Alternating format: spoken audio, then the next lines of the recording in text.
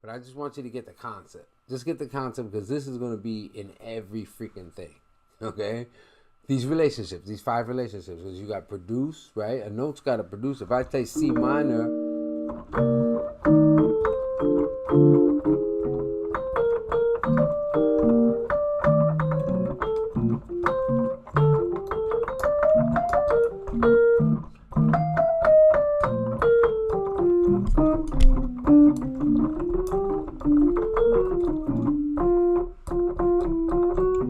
see, I'm saying C minor to B flat, right? C minor, same notes, same as B flat. Now B flat,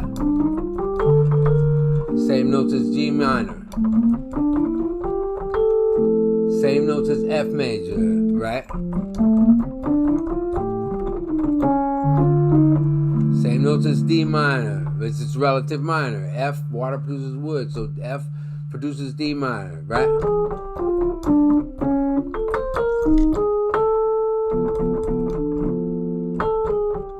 And D minor,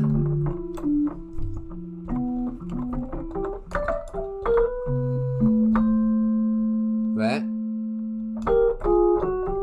D minor, Dorian, is the same as C major.